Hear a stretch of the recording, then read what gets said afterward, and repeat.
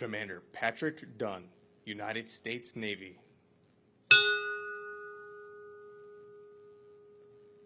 Petty Officer, First Class, Edward T. Earhart, United States Navy. Barbara G. Edwards. Lieutenant Commander Robert R. Elseth, United States Navy Reserve. Charles S. Falkenberg and his wife, Leslie A. Whittington, and their two children, Dana Falkenberg and Zoe Falkenberg. Petty Officer, Third Class, Jamie L. Fallon, United States Navy.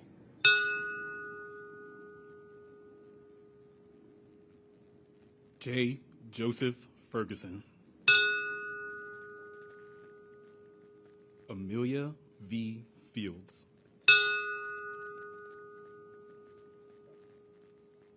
Gerald P. Fisher.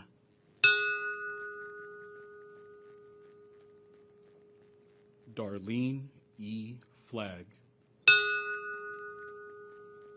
And her husband, Rear Admiral Wilson F. Flagg, United States Navy Reserve, retired.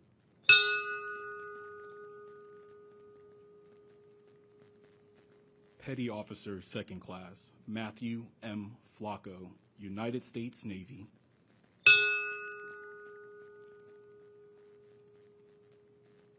Sandra N. Foster.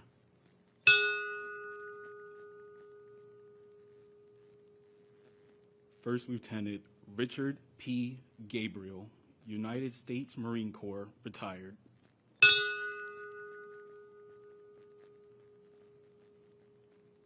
Captain Lawrence D. Getzford, United States Navy.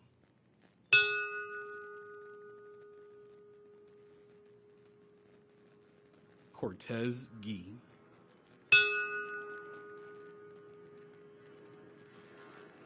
Brenda C. Gibson.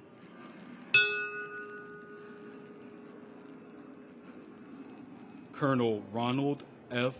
Galinsky, United States Navy, United States Army, retired.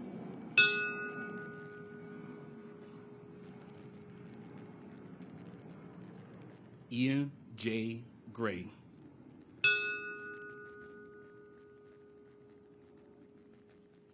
Diane Hale McKenzie.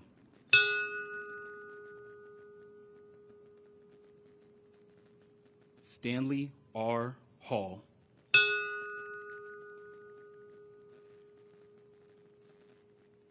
Carolyn B.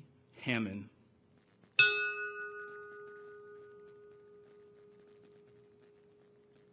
Michelle M. Hindenburger.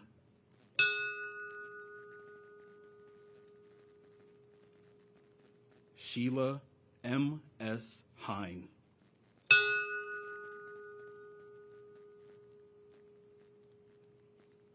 Petty Officer, First Class, Ronald J. Hemingway. Colonel Stephen M. Highland, Jr., United States Army.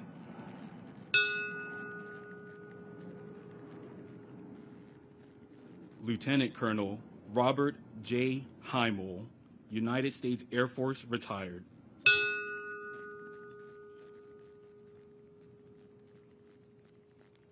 Sergeant Major Lacey B. Ivory, United States Army.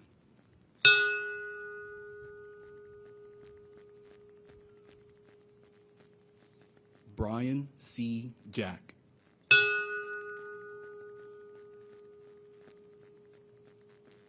Stephen D. Jacoby.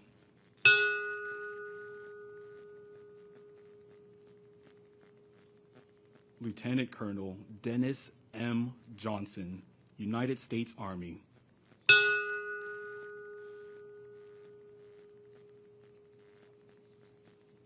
Judith L. Jones.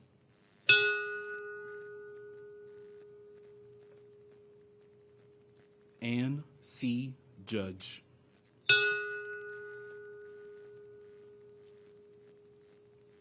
Brenda Kegler.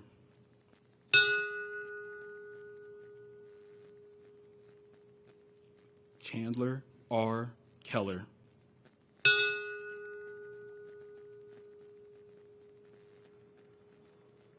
Yvonne E. Kennedy.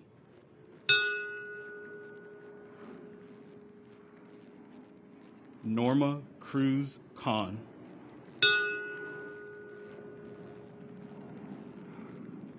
Karen Ann Kincaid.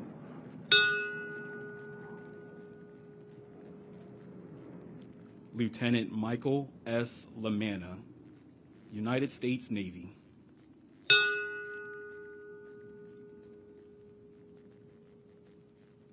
David W. Lachek.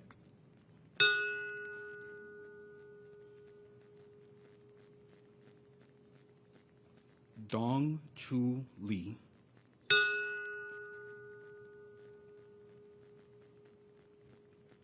Jennifer Lewis. And her husband, Kenneth E. Lewis.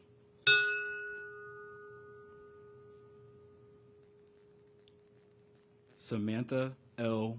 Lightborn Allen.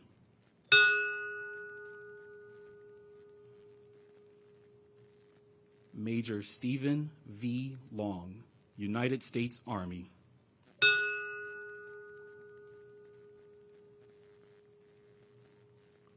James T. Lynch, Jr.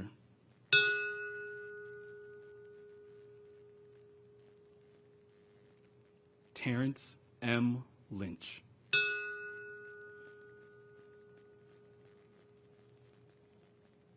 Petty Officer, Second Class, Nehaman Lyons IV, United States Navy.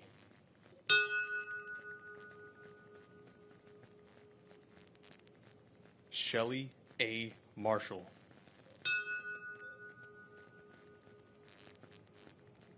Teresa M. Martin.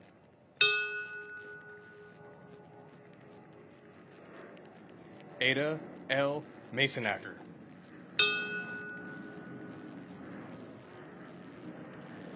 Lieutenant Colonel Dean E. Matson, United States Army.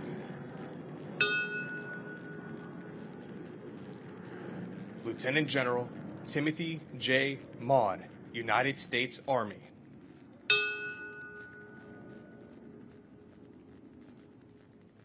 Robert J. Maxwell.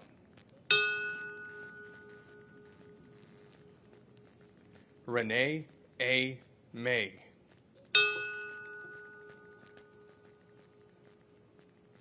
Molly L. McKenzie.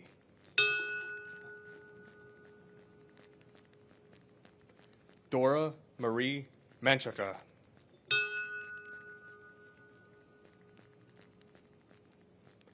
Patricia E.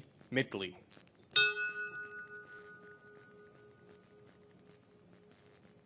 Major Ronald D. Milam, United States Army.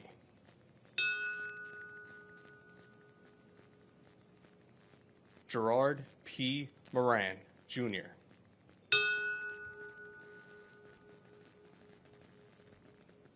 Odessa V. Morris.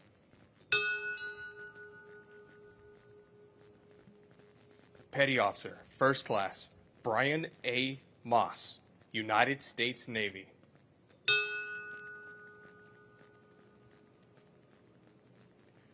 Teddington H. Moy.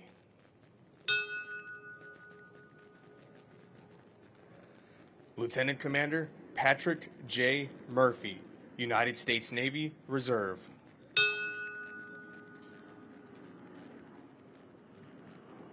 Christopher C. Newton.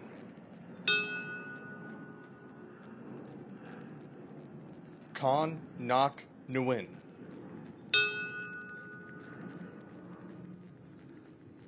Petty Officer, Second Class, Michael A. Noeth, United States Navy.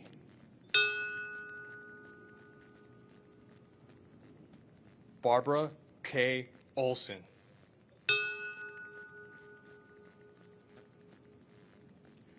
Ruben S. Ornedo.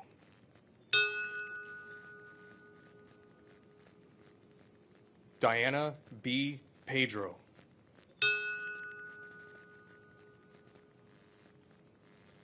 Lieutenant Jonas M. Panick, United States Navy Reserve.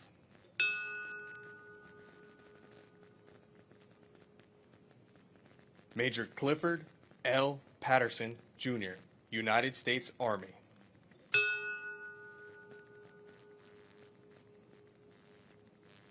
Robert Penninger.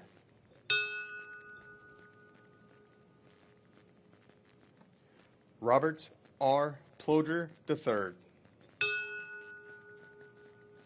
And his wife, Zandra F. Ploder.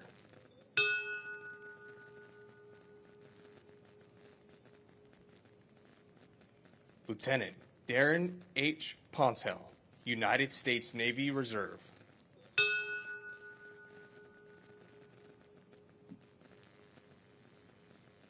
Scott Powell.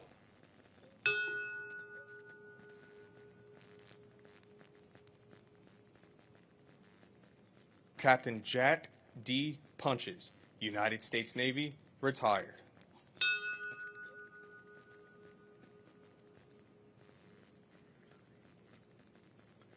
Petty Officer, First Class, Joseph J. Piesier, Jr., United States Navy.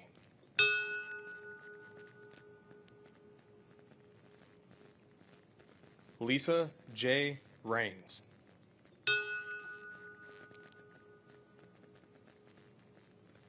Deborah A. Ramser.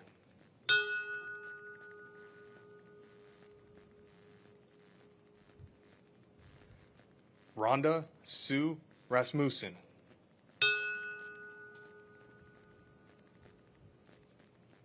Petty Officer, First Class, Marcia D.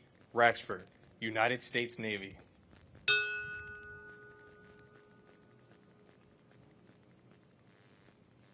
Martha M. Reski.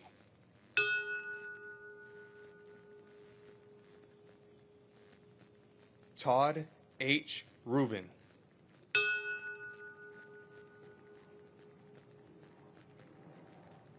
Cecilia E. Lawson Richard.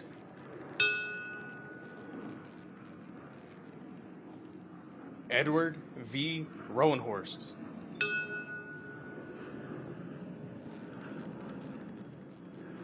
Judy Rowlett.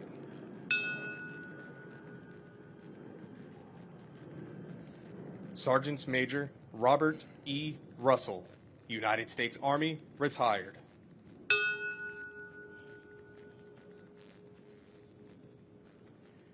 Chief Warrant Officer William R. Ruth, United States Army Reserve.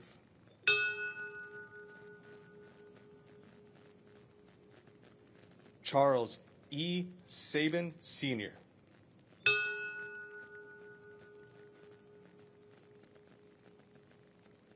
Marjorie C. Salamoni.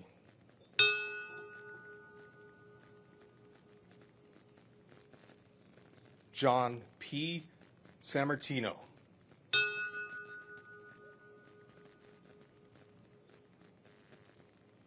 Colonel David M. Scales, United States Army. Commander Robert A. Schlegel, United States Navy. Janice M. Scott.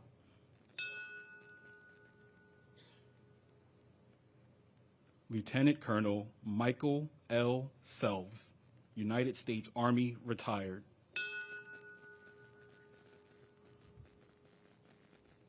Marion H. Serva.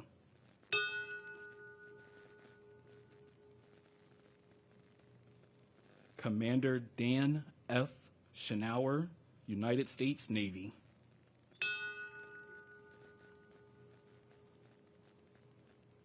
Antoinette M. Sherman.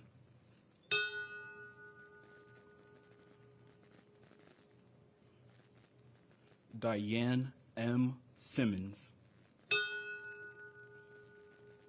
and her husband, George W. Simmons.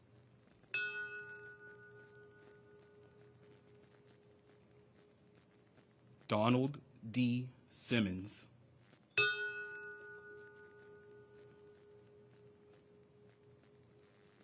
Cheryl D. Sincock.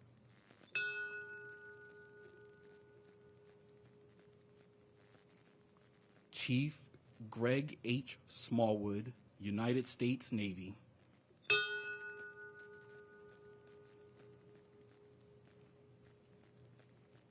Lieutenant Colonel Gary F. Smith, United States Army, retired.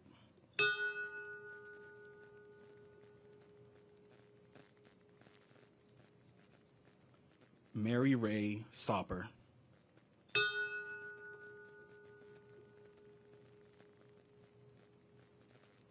Robert Spiesman.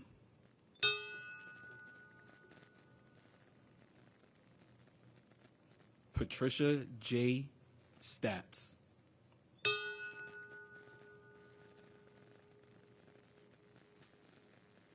Edna L. Stevens.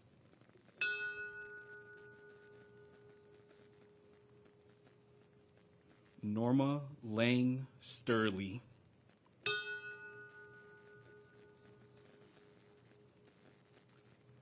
Sergeant Major Larry L. Strickland, United States Army.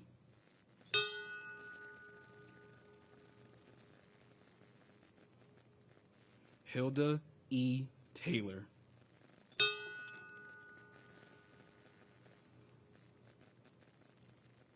Lieutenant Colonel Kip P. Taylor, United States Army.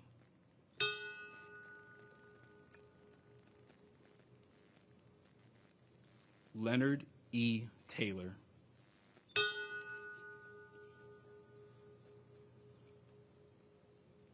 Sandra C. Taylor.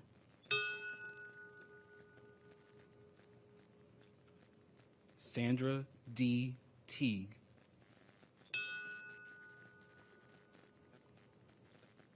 Lieutenant Carl W. Tepe, United States Army, retired.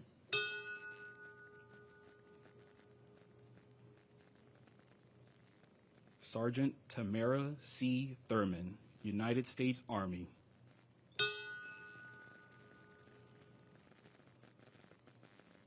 Lieutenant Commander Otis V. Tolbert, United States Navy.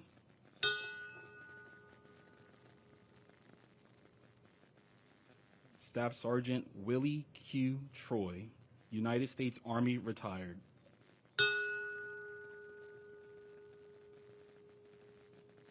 Lieutenant Commander Ronald J. Vaughn, United States Navy Reserve.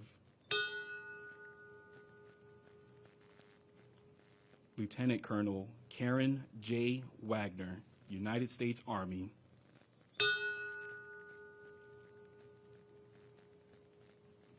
Meta L. Fuller Waller. Specialist Chin Sun Pack Wells, United States Army.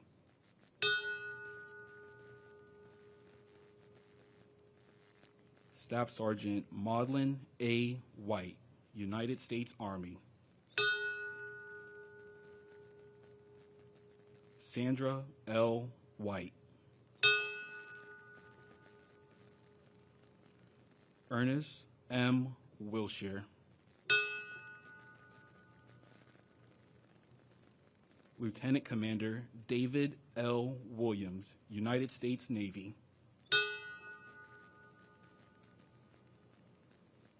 Major Dwayne Williams, United States Army.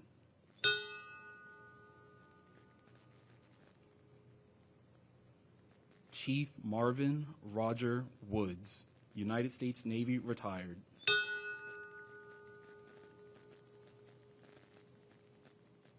Captain John D. Yamnicki, Sr., United States Navy, retired.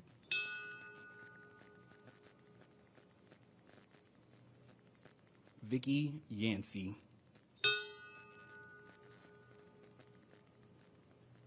Petty Officer, Second Class, Kevin W. Yomcom, United States Navy. Chief Donald M. Young, United States Navy.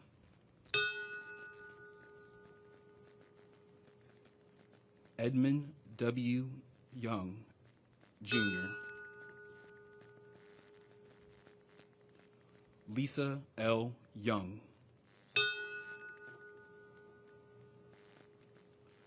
Shuwen Young. And her husband, Yu Guang Zheng.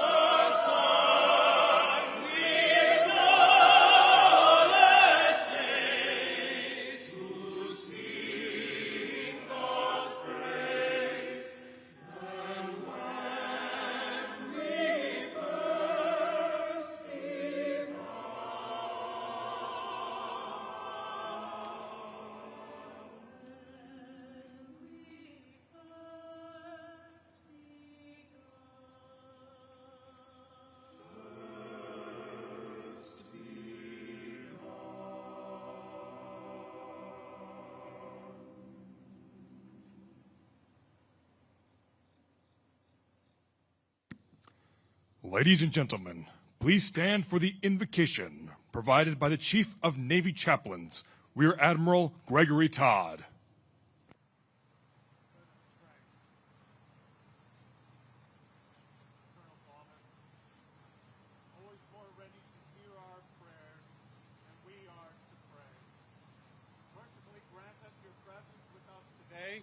That we may be comforted as we reflect on the events of that fateful day and strengthened for the tasks ahead. While our memory of the violence of September 11th is 24 years old, for many of us the pain still lingers as we consider the heroic sacrifices made by many that day and by many more in the years of war that resulted. For those who grieve, we pray in the sentiment of Abraham Lincoln that you, O Lord, would assuage the anguish of their bereavement and leave only the cherished memory of the loved and lost. and the solemn pride for those who have laid so costly a sacrifice upon the altar of freedom. For those of our day who have taken up the cause to secure our homeland, to wield the sword in righteousness to protect our neighbors, grant prudence to execute justice with honor, always mindful we are under your divine gaze. Grant the blessing of wisdom and insight for our leaders, that they may be guided to do your will. Grant humility throughout our land, acknowledging your goodness to us. And finally, we offer supplications for those who currently are deployed, underway, or on duty for our nation. Surround them with the protection of the angels and a joyful reunion with faithful loved ones. In your most holy name, amen. Please join me for a moment of silence for that minute of impact 24 years ago today.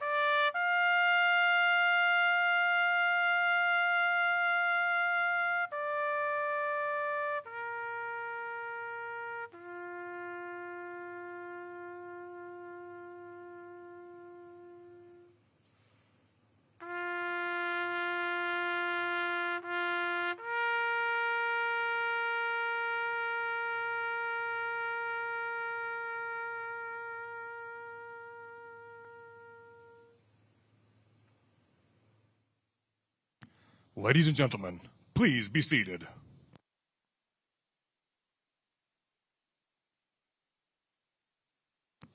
Ladies and gentlemen, General Dan Kane, Chairman of the Joint Chiefs of Staff. Good morning, Mr. President, Madam First Lady, Secretary Hegseth, members of the President's Cabinet, and leaders from across government, the military, distinguished visitors, veterans, first responders, fellow Americans, and most importantly, the families of our fallen from that day. Thank you for being here to gather in remembrance, to grieve our nation's loss, and draw strength from the heroism Americans demonstrated that day. September 11th reminds us that even in the darkest of times, American strength endures, and if attacked, we will immediately fight back. 24 years ago, on a beautiful morning here in Washington, American Airlines Flight 77 took off at 8:20 a.m. from Dulles International Airport, with 59 passengers and crew bound for Los Angeles. Here at the Pentagon, soldiers, sailors, airmen, Marines, Coast Guardmen, and civilians began what they thought would be an ordinary day of service.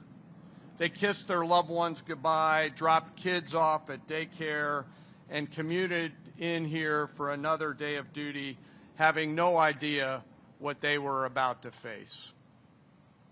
200 miles north of here, al-Qaeda terrorists took control of 2 aircraft, American Airlines Flight 11 and United Airlines Flight 175. At 8:46 a.m., the first plane was flown deliberately into the North Tower. And minutes later, the second airplane was flown into the second tower. We all knew at that very moment that our world had changed, that America was at war.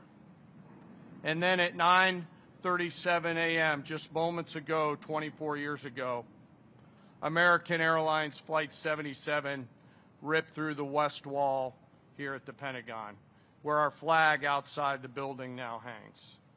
And this ground that we stand upon became hollowed. 2,977 were lost in the attacks that morning.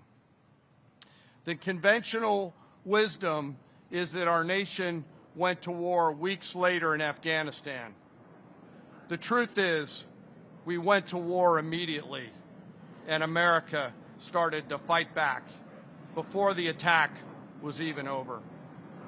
In New York City, firefighters, police officers, paramedics, first responders, and everyday citizens charged into towers, climbing hundreds and hundreds of flights of stairs to rescue their fellow Americans. And right here in this courtyard at the Pentagon, as flames filled the corridors and smoke followed, service members and civilians went into that flame to save their fellow teammates. They covered their faces with T-shirts rolled in water to shield their skin and pushed through the fire and rubble. They carried the wounded out and they went back in again and again and again and again until others had to stop them from going back. And even as this building burned, the Pentagon never shut down. Survivors organized and thousands went to work to defend our nation. And there were 40 first responders on United Airlines Flight 93. 40 heroes who, unlike us who wear the cloth of our nation, never took an oath to protect and defend our nation. They just got on an airplane. And knowing full well what was happening, they found the courage and commitment to run forward in that airplane, sacrificing themselves over the fields of Pennsylvania to save Americans that they would never meet and never know. And I, for one, think of them every day and the gift of courage that they gave my squadron mates and I on that day. So as we come here together, let us reflect and let us never forget. Let us never forget the families who've shown us what true courage looks like as they continue to persevere through the years after. And let us all be inspired by the determination of those brave heroes who showed us that day what America is all about. And let anybody who ever considers attacking the United States remember those examples as well, and the great American warrior spirit that was shown that day. Thank you very much. And now it's my distinct honor to introduce our nation's Secretary of War. May we never forget our fallen. May we never forget our deployed. Ladies and gentlemen, the Secretary of War, the Honorable Pete Hegseth.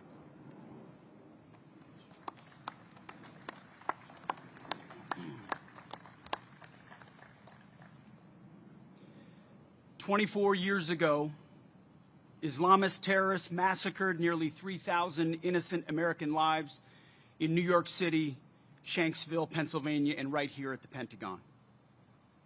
The building you see behind me, the War Department, was targeted in an act of savage evil.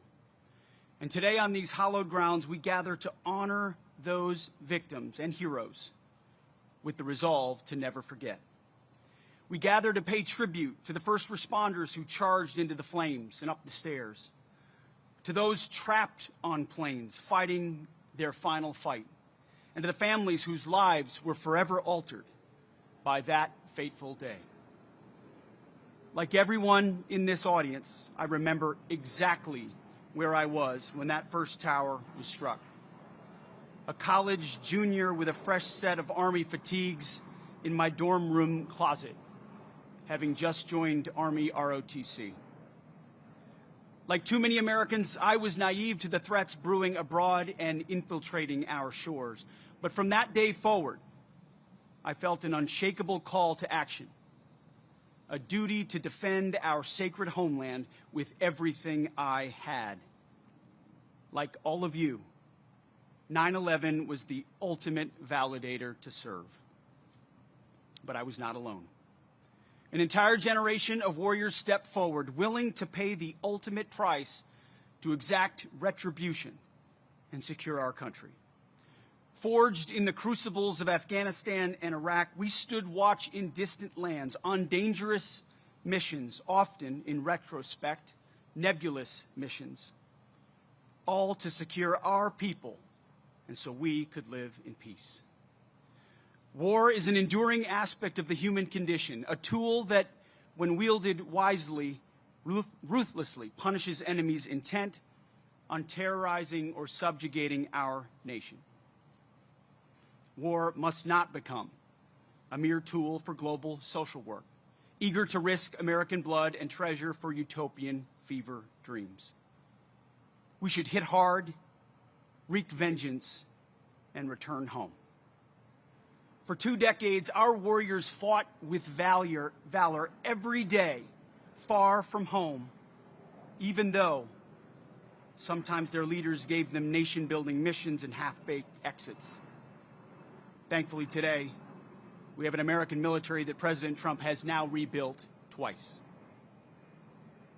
Yet, despite the weight of history, the Department of War will always honor the service of our warriors and all they left behind, never straying from the warrior ethos they and those on 9/11 embodied and deserve. We best honor their memory and the memory of 9/11 by learning the correct lessons of that day and the decades of courage that followed. Full hearts, clear eyes. To every member of our War Department, past and present, you are the best, the real elite, the real 1% of this nation. Standing here today, we honor those 184 rings of the bell, souls lost at the Pentagon and on Flight 77. Even as first responders were grossly outnumbered by the wounded, many ran toward the chaos, cared for the injured, and comforted the dying. It was bedlam. But in that moment, American heroism was laid bare. That purpose, that spirit lives on in uniform today. Despite such tragedies, our republic endured. It endured that day. It endured on Flight 93, charging that cockpit and at the Pentagon. It endured over those Islamists. It endured over 2 decades of war, and it endured stronger, wiser, and tougher, forged by the blood and courage of patriots. Our job now is to ensure that future generations inherit a strong and vigilant America. 9/11 is vivid for me and all of you, but it will soon live only in the history books for our youngest. We must teach our children that the price of freedom we love is eternal vigilance.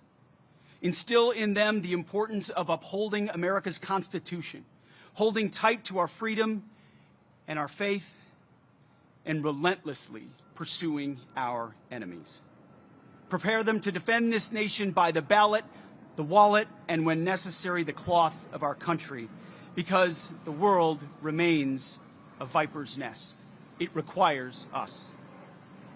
As I speak, hostile elements plot to curb our power and slaughter our people in our homeland, in our hemisphere, and halfway around the globe. Not everyone needs to wear a uniform, but some of us do. That is our profession and our promise to this nation. In closing, a reading from Scripture, Romans chapter 5, verses 3 through 4. We rejoice in our sufferings, knowing that suffering produces endurance, endurance produces character, and character produces hope. On this day, 24 years ago, we suffered. In the years since, we have endured. Our service and sacrifice have forged our character, and today we stand in hope for the future of our great nation. The young soldiers who take the oath give me hope. The young cops who wear the badge give me hope. The young firefighters who answer the call give me hope. The young agents who patrol our border give me hope. The life, example, and even death of Christ follower and American patriot Charlie Kirk give me hope. Sheer courage, no matter the arena. Charlie, we love you. We know that you have heard the Lord's words. Well done, good and faithful servant. Full heart, clear eyes. Like those on 9/11, he will never be forgotten. So I thank God for all of you and all of our fighters from that day to today and beyond. May God bless our warriors as they ruthlessly seek our enemies on behalf of the fellow citizens they love. We owe you and all of those who witnessed 9/11 nothing less. It is now my great honor to introduce to you our Commander-in-Chief, President Donald J. Trump.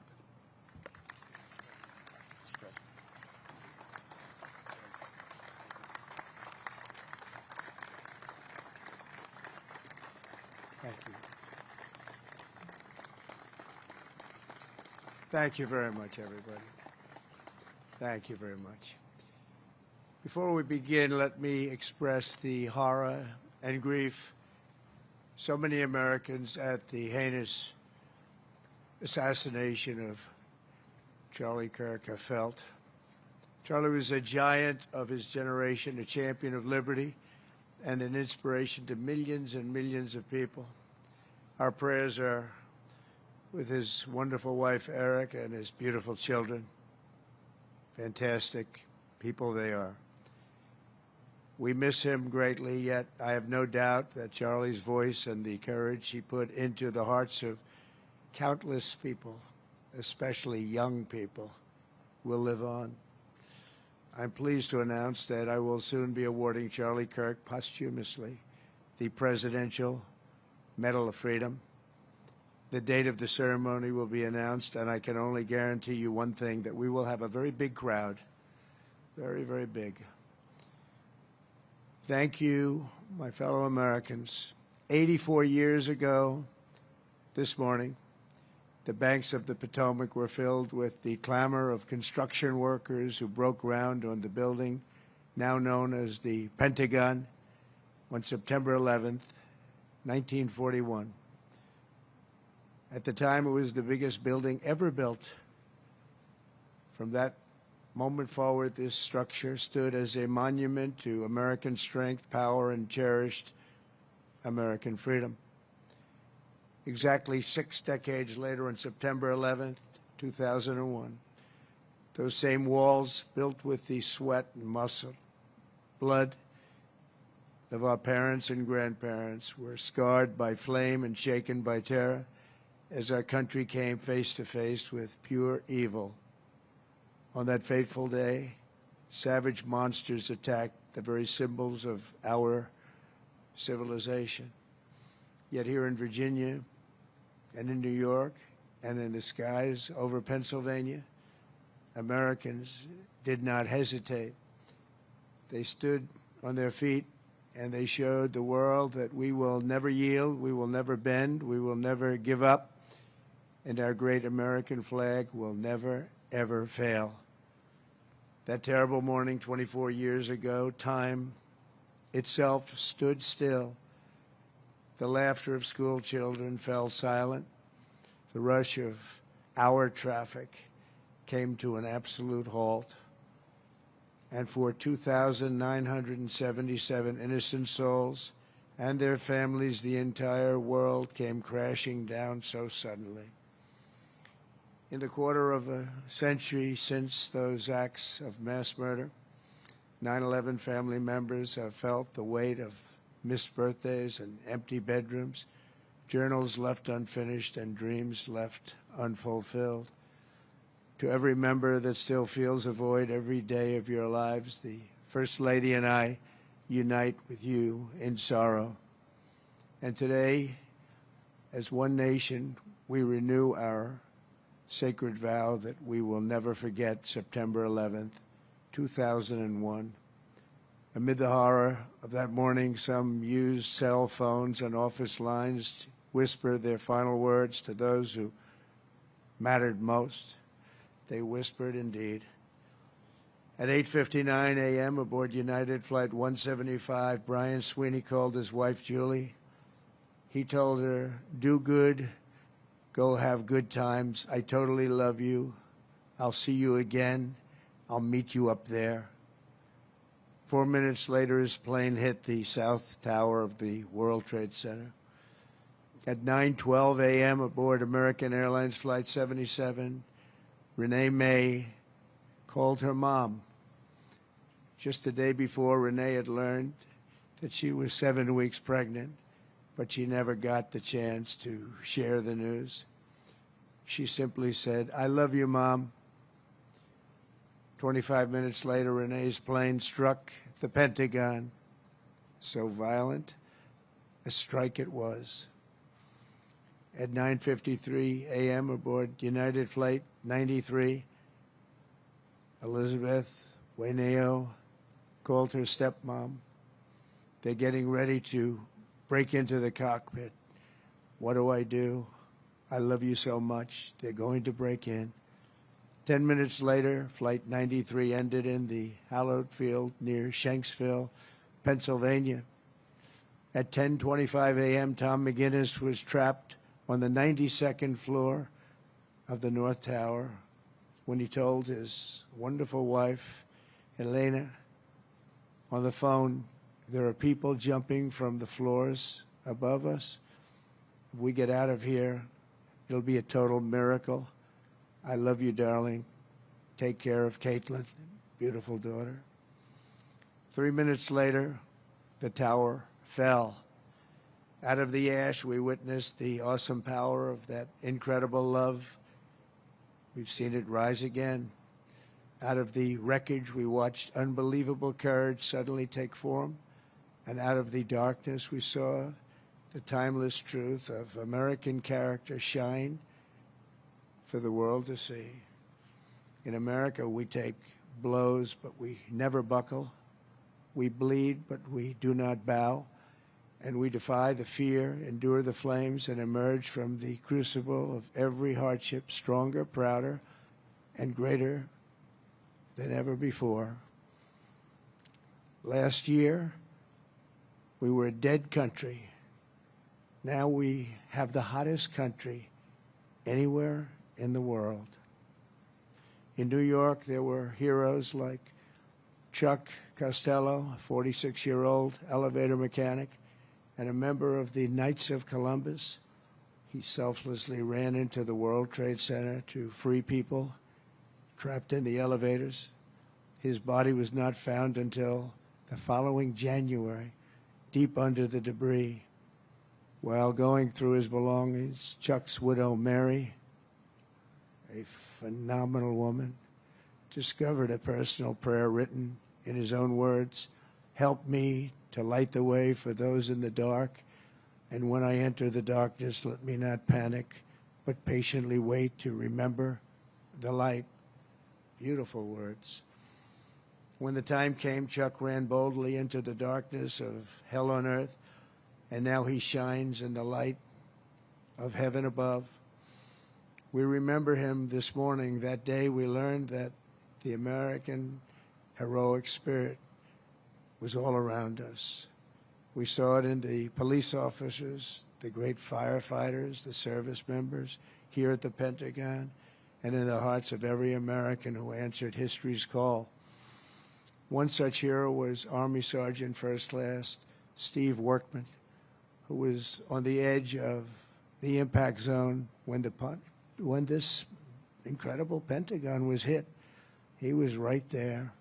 After leading hundreds of people to escape routes, Steve turned back and plunged into the inferno itself. Pushing through the debris, he came upon a severely burned Navy lieutenant, the only survivor from the Navy Command Center. Only one.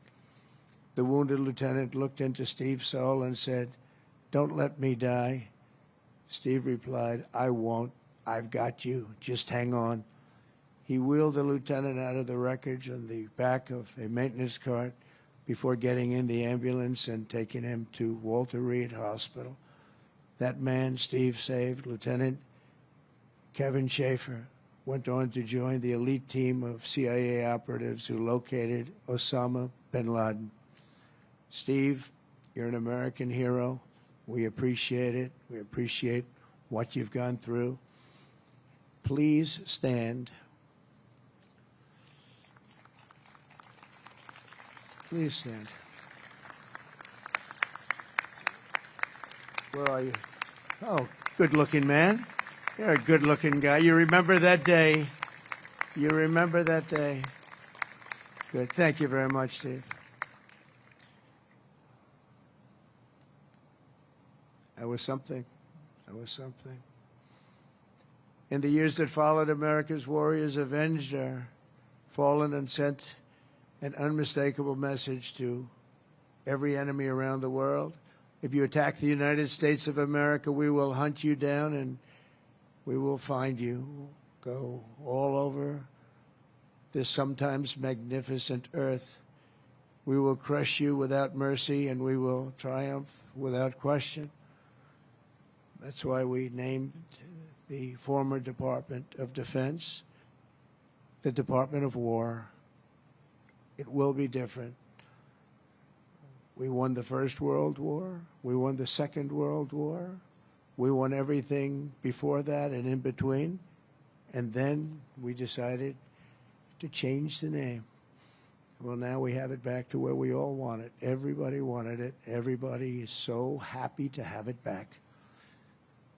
You will fail and America will win, win, win.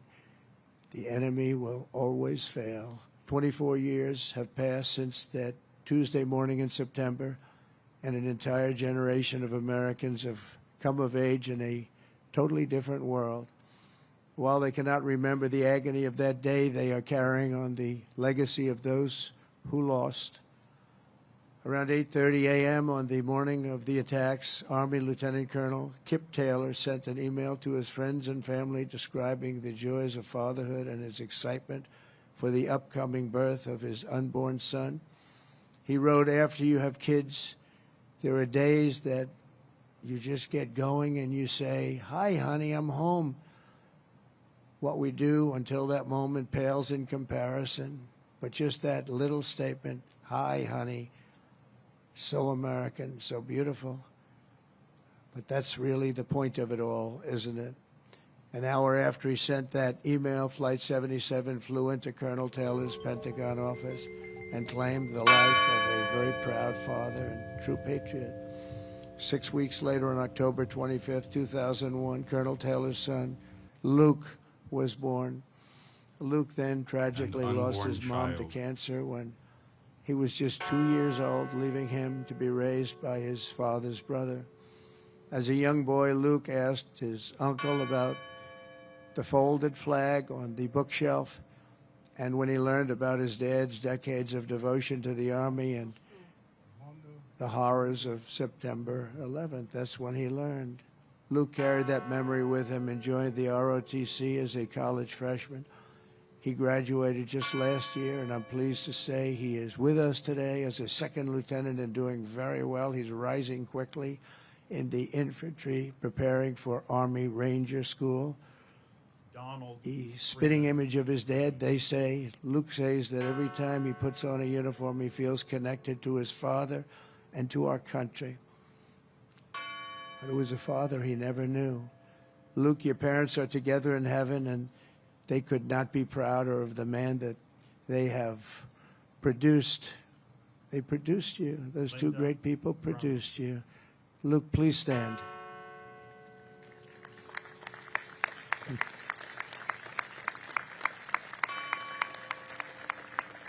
Thank you. You look good, Luke. You look good. They're looking down on you. They're very proud. This morning we recall the light of America's best and bravest and the love that they showed in their final moments. In their memory, we make a solemn pledge and a noble promise. We will honor always our great heroes, and you are our heroes. There's a group of people that don't want to talk about our heroes, but we will always talk about our heroes, and that's the way our country is, and that's the way the people feel. We will defend the nation they served, the values they upheld, and the freedom for which they died. We will support our troops, we will protect our families, and we will preserve the American way of life for every future generation. We will build taller, grow stronger, fight harder, and soar higher. And together we will go forward as one people with one heart, one fate, one flag, and one glorious destiny under Almighty God. May God bless the memories of those who died and the heroes who fought and the soldiers who still stand watch. May God bless the United States of America. Thank you very much. Thank you. Thank you.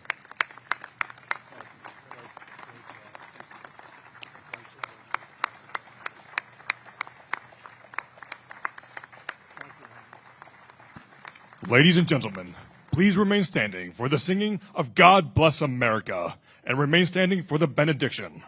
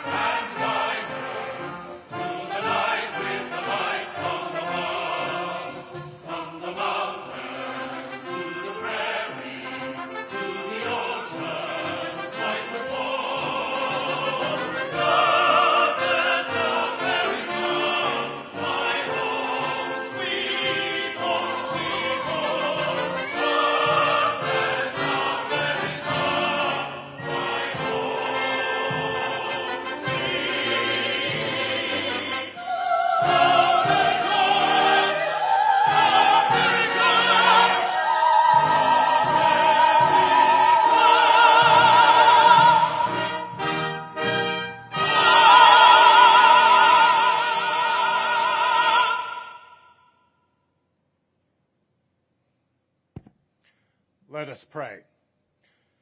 Almighty and merciful God, gratefully we acknowledge your presence with us this morning and implore your presence day by day. Grant peace for those who grieve, wisdom for those who lead, and courage for those standing the watch for our nation. We implore your blessing, not asking you to conform to our will, but that you would align us with yours. Now may the Lord bless us and keep us. May the Lord make his face shine upon us and be gracious unto us. May the Lord lift up his countenance upon us and give us peace. Amen.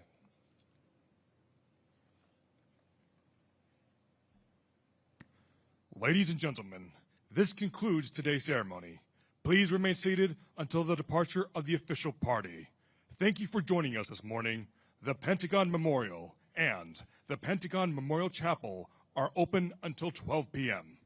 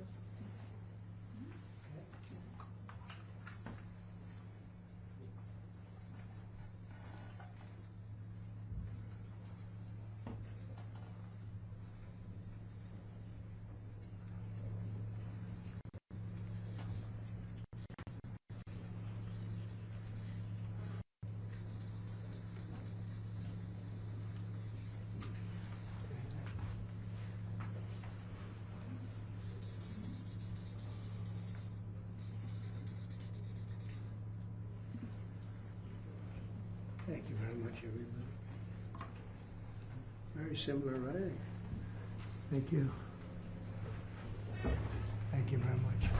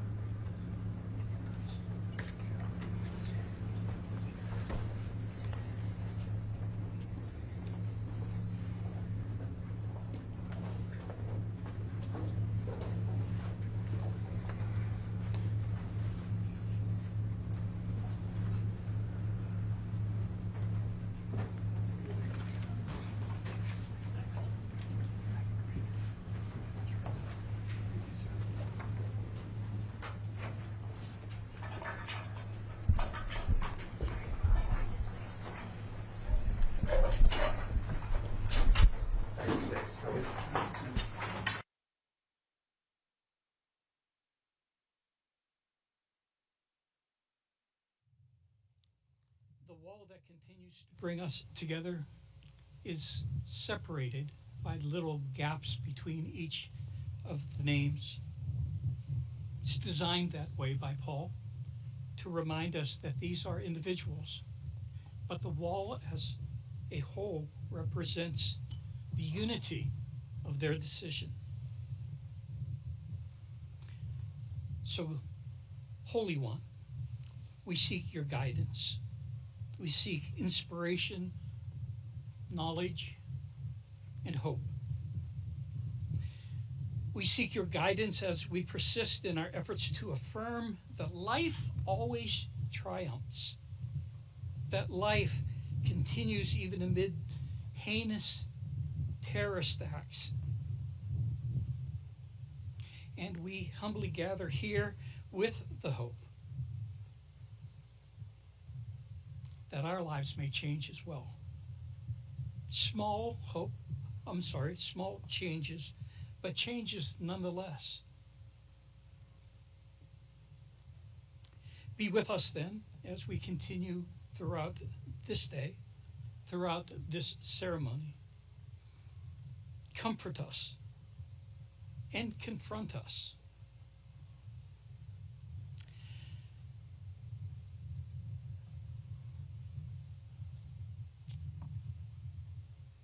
The philosopher John Stuart Mill once said, I won't quote, I don't know his exact words, but it went something on this order.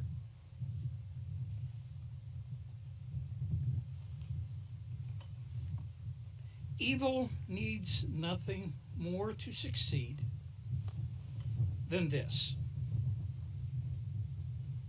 that good people would look on and do nothing. Indeed, it would be difficult to call that person good who fails to, at that very least, protest when evil is witnessed. So, Holy One, comfort and confront us. Provoke us to action when we see the wrong. Thank you all.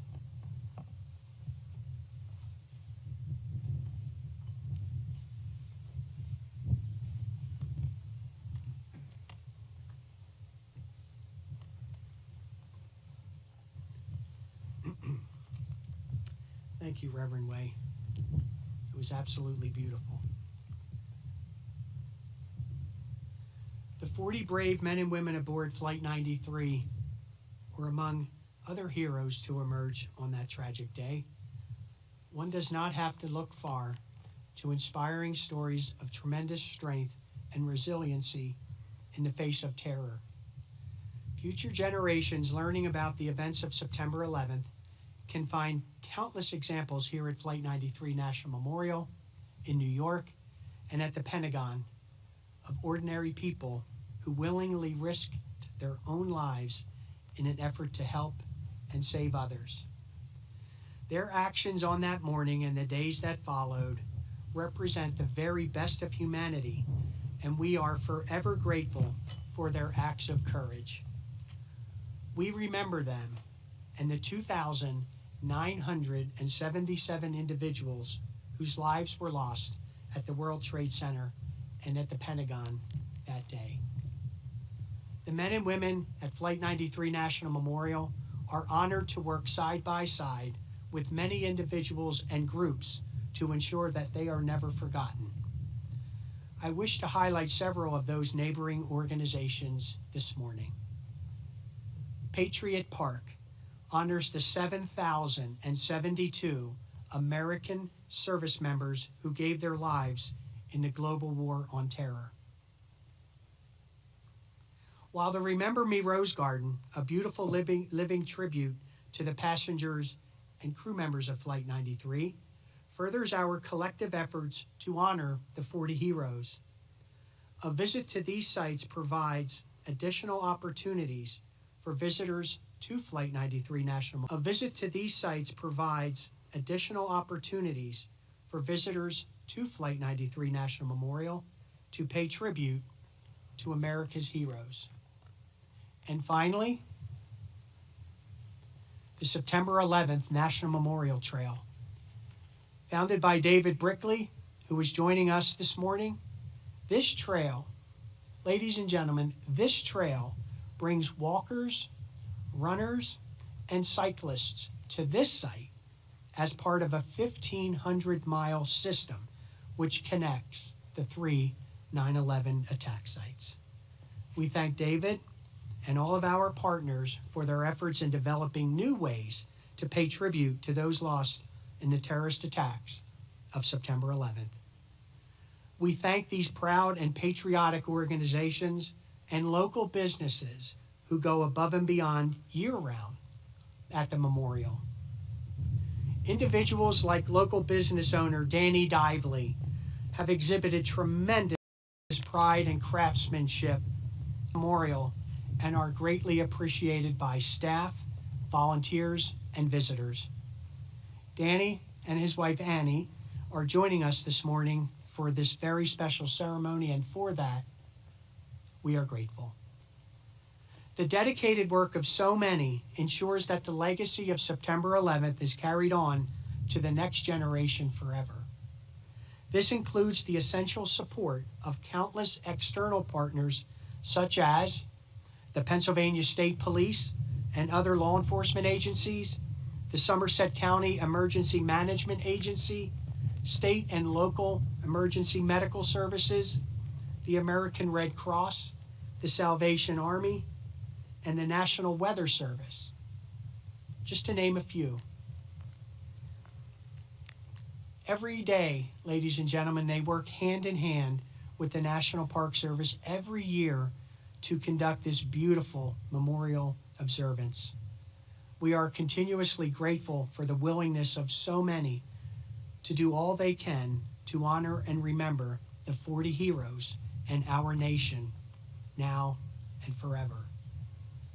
At the conclusion of our observance this morning, I invite the families seated here to the sacred ground for a private wreath-laying ceremony. Members of the Somerset Regional Volunteer Fire Department will open the ceremonial gate and provide a salute for family members as they enter. Members of this department served as some of the first responders to the crash of Flight 93. We thank them for their resolute courage and dedication to others and we remember the 441 first responders who gave their lives in the effort to save thousands that morning. I further express our appreciation to all members of the first responder community, both here and around the world, for their sacrifice and dedicated service. In times of crisis, our first responders stand side by side with the men and women of our military to protect this great nation and its values. We owe our servicemen and women and their families a debt which can never truly be repaid for the sacrifices they have made to save lives and preserve our freedom. Additionally, and with the utmost of respect, I would like to thank the men and women now serving and who have served in our country's military. Joining us this morning is the Secretary of Veterans Affairs, the Honorable Douglas A. Collins. Thank you, sir, for joining us this morning on this sacred ground. Also, I'd like to welcome and personally thank the sailors and officers joining us today from the USS Somerset, based out of San Diego, California. Named after Somerset County, Pennsylvania, the USS Somerset represents the heroic actions of the 40 passengers and crew members of Flight 93. As this vessel and others like her traverse the world, it carries with it a message of collective sacrifice and courage in response to overwhelming adversity. XO, sir, thank you for being here. As we come together to conclude this beautiful ceremony, let us never forget, when the events of September 11th have passed from living memory, it is our hope that this awe-inspiring memorial, created through the tireless efforts of so many, will allow future generations to embrace the powerful story of Flight 93. As life continues to grow here in this beautiful field of honor, so does our hope that future generations will learn of the extraordinary actions of 40 ordinary people and be inspired to act with the same unity and courage to face their own challenges today and forever. Thank you.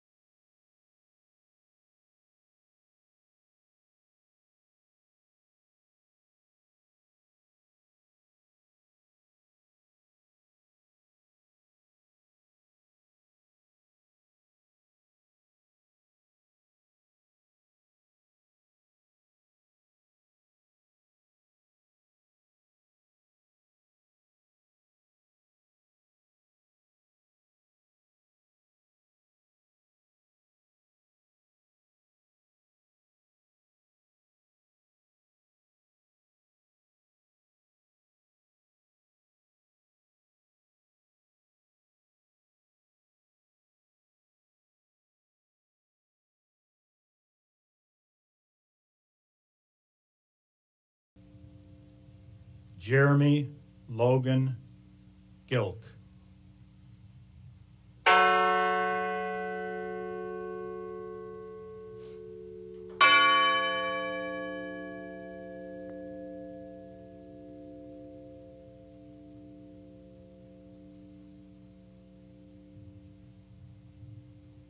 Kristen Osterholm White Gould.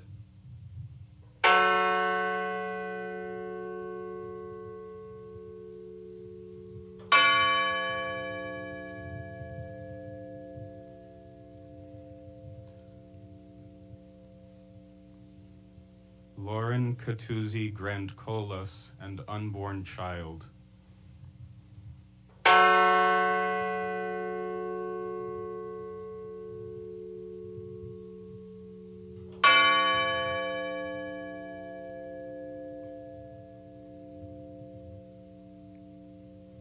My sister, Wanda Anita Green.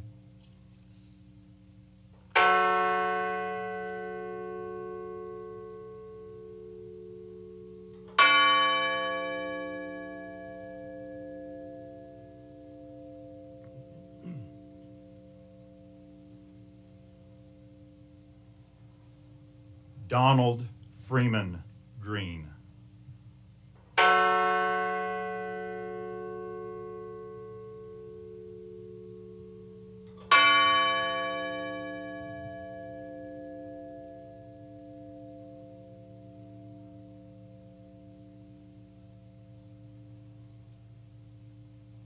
Linda Grunland.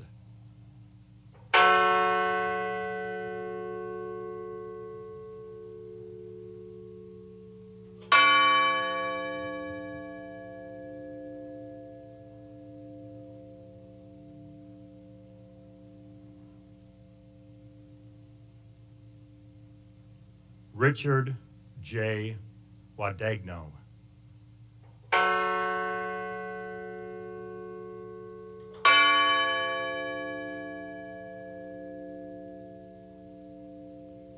First Officer Leroy Wilton Homer.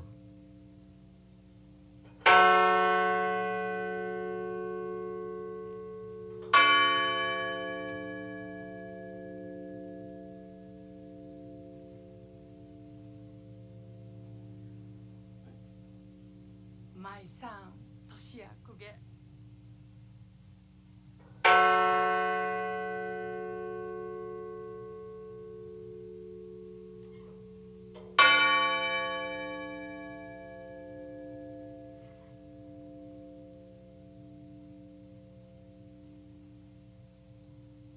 Cece Ross Lyles.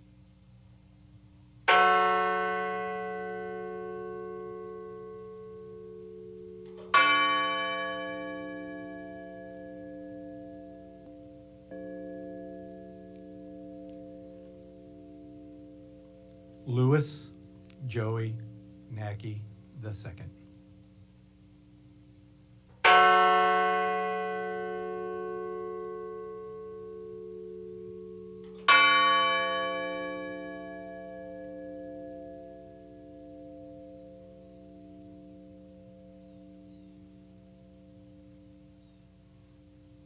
Donald Arthur Peterson.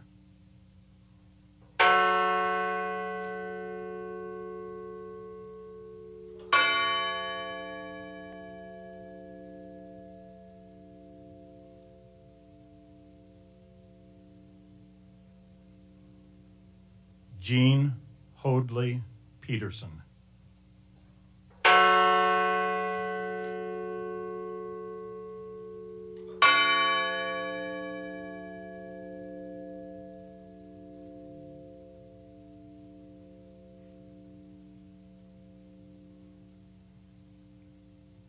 Mark David Rothenberg.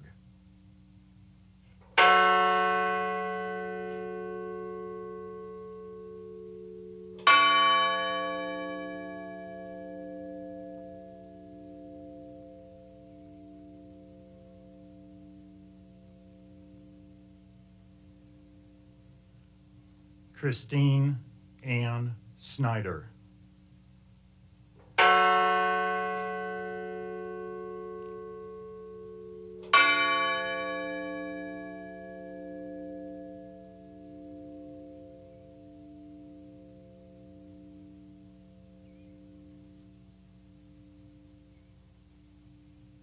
John Talagnani.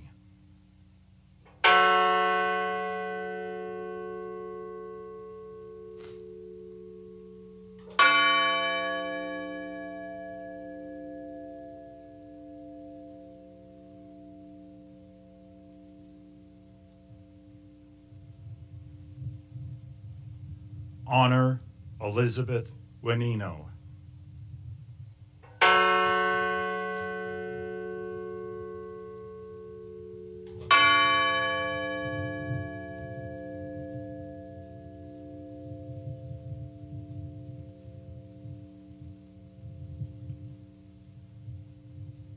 Deborah Jacobs Welch.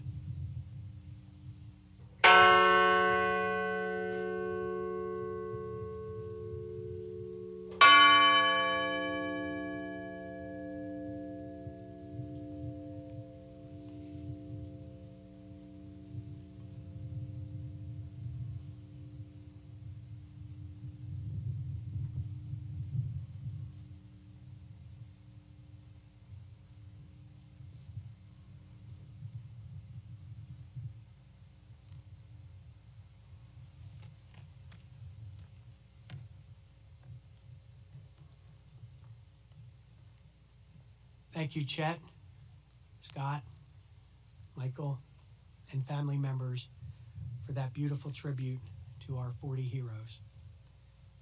At this time, let us join together in spirit for a moment of remembrance and solitude by offering an interfaith prayer of resiliency, healing, and peace. Leading our invocation will be Reverend Robert J. Way. Pastor Bob, as he is better known, was a new pastor at the Good Shepherd Lutheran Cooperative in Shanksville, Pennsylvania on September 11, 2001. He provided comfort and counsel to local community members and went on to serve as a volunteer ambassador here at the memorial and on the task force that helped develop this beautiful landscape you see here today. Reverend?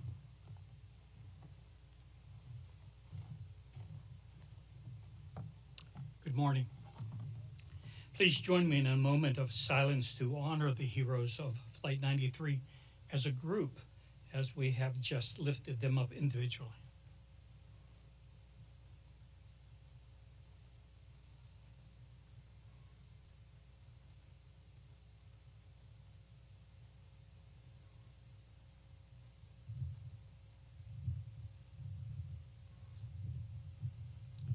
Thank you. Approximately 23 years ago, a collaborative group of stakeholders, including local community members, first responders, government officials, and representatives from the Flight 93 families, gathered to discuss erecting a memorial to honor the 40 individuals who heroically fought against terrorists to prevent further loss of life. Our deliberations centered on creating a lasting tribute that would honor both their immediate sacrifice and as an enduring legacy of these courageous individuals. We extend our gratitude to Paul Murdoch for bringing our vision and our mission to fruition. What was once a common field is now a field of honor. It is our privilege to continue moving forward to preserve and nurture this hallowed place, hallowed not by us, but by the lives of your loved ones. When Adam Schaefer invited me to return and speak, I earnestly accepted the opportunity to continue in that mission and to further establish the vision of this field as a place of healing.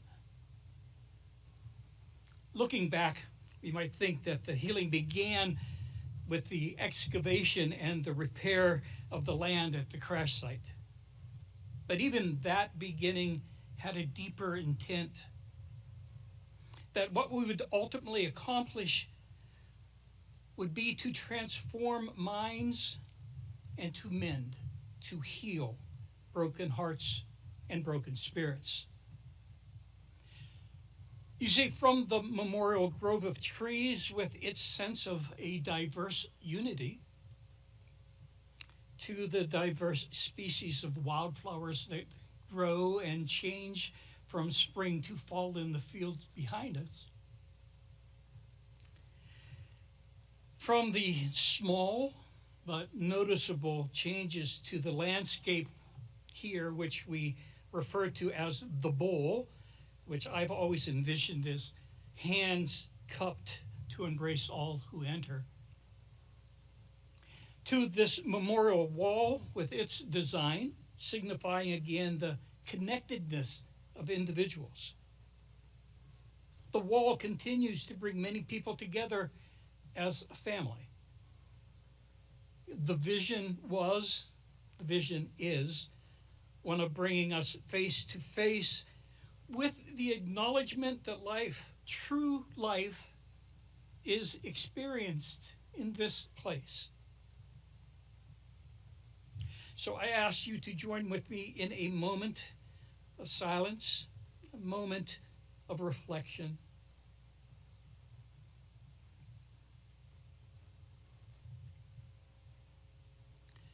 Holy God, we ask that you would be with us. We invoke your presence upon us. Each and every time we gather wishing to learn more about ourselves. Comfort us as we espouse the ideal that hope lives within each of us. Be with our families as they continue to mourn even after many years, because loss is always loss.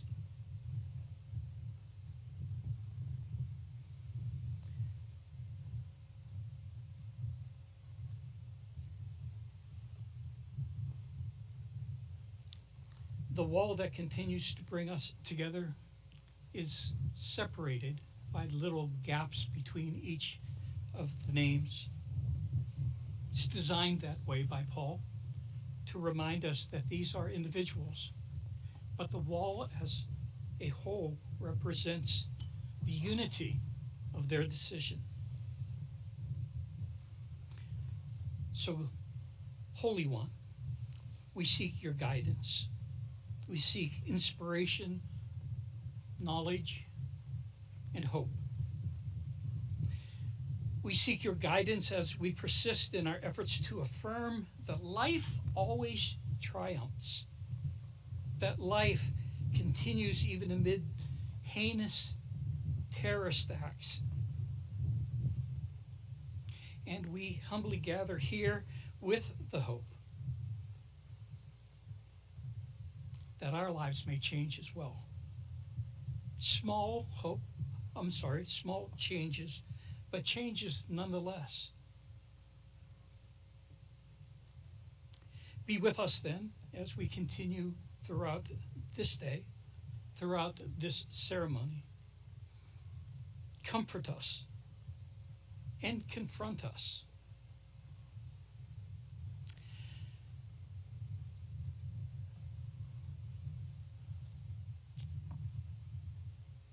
The philosopher John Stuart Mill once said, I won't quote, I don't know his exact words, but it went something on this order.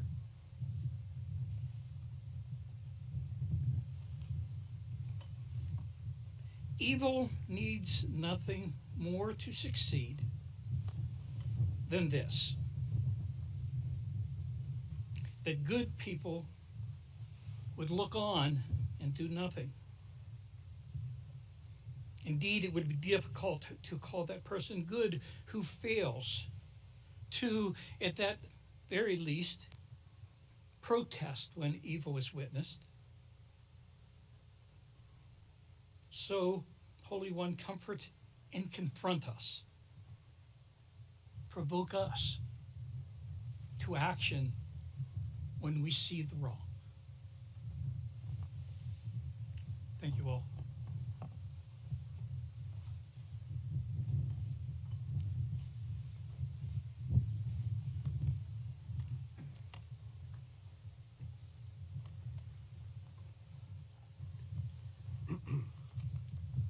Thank you, Reverend Way. It was absolutely beautiful. The 40 brave men and women aboard Flight 93 were among other heroes to emerge on that tragic day. One does not have to look far to inspiring stories of tremendous strength and resiliency in the face of terror. Future generations learning about the events of September 11th can find countless examples here at Flight 93 National Memorial, in New York, and at the Pentagon of ordinary people who willingly risked their own lives in an effort to help and save others. Their actions on that morning and the days that followed represent the very best of humanity, and we are forever grateful for their acts of courage. We remember them and the 2,977 individuals whose lives were lost at the World Trade Center and at the Pentagon that day. The men and women at Flight 93 National Memorial are honored to work side by side with many individuals and groups to ensure that they are never forgotten. I wish to highlight several of those neighboring organizations this morning. Patriot Park honors the 7,072 American service members who gave their lives in the global war on terror. While the Remember Me Rose Garden, a beautiful living tribute to the passengers and crew members of Flight 93, furthers our collective efforts to honor the 40 heroes. A visit to these sites provides additional opportunities for visitors to Flight 93 National Memorial to pay tribute to America's heroes. And finally, the September 11th National Memorial Trail. Founded by David Brickley, who is joining us this morning, this trail, ladies and gentlemen, this trail brings walkers, runners, and cyclists to this site as part of a 1,500-mile system which connects the three 9/11 attack sites. We thank David and all of our partners for their efforts in developing new ways to pay tribute to those lost in the terrorist attacks of September 11th. We thank these proud and patriotic organizations and local businesses who go above and beyond year-round at the memorial. Individuals like local business owner Danny Dively have exhibited tremendous pride and craftsmanship across the memorial and are greatly appreciated by staff, volunteers, and visitors. Danny and his wife Annie are joining us this morning for this very special ceremony, and for that, we are grateful.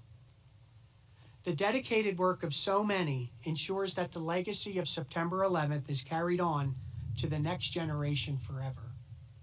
This includes the essential support of countless external partners such as the Pennsylvania State Police and other law enforcement agencies, the Somerset County Emergency Management Agency, state and local emergency medical services, the American Red Cross, the Salvation Army, and the National Weather Service, just to name a few.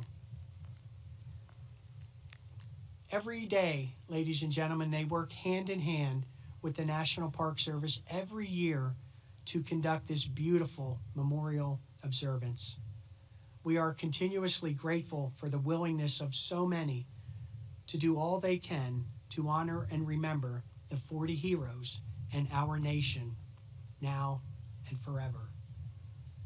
At the conclusion of our observance this morning, I invite the families seated here to the sacred ground for a private wreath-laying ceremony.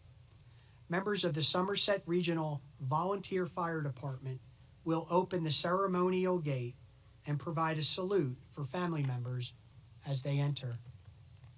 Members of this department served as some of the first responders to the crash of Flight 93.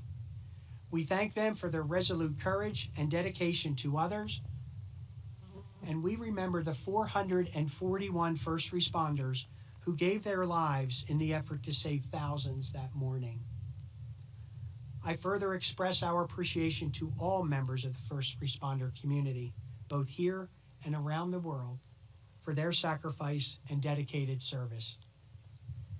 In times of crisis, our first responders stand side by side with the men and women of our military to protect this great nation and its values. We owe our servicemen and women and their families a debt which can never truly be repaid for the sacrifices they have made to save lives and preserve our freedom. Additionally, and with the utmost of respect, I would like to thank the men and women now serving and who have served in our country's military. Joining us this morning is the Secretary of Veterans Affairs, the Honorable Douglas A. Collins. Thank you, sir, for joining us this morning on this sacred ground.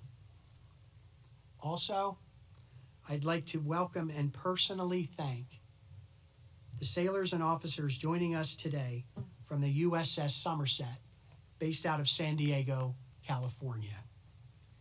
Named after Somerset County, Pennsylvania, the USS Somerset represents the heroic actions of the 40 passengers and crew members of Flight 93. As this vessel and others like her traverse the world, it carries with it a message of collective sacrifice and courage in response to overwhelming adversity. XO, sir, thank you for being here. As we come together to conclude this beautiful ceremony, let us never forget, when the events of September 11th have passed from living memory, it is our hope that the awe-inspiring memorial, created through the tireless efforts of so many, will allow future generations to embrace the powerful story of Flight 93.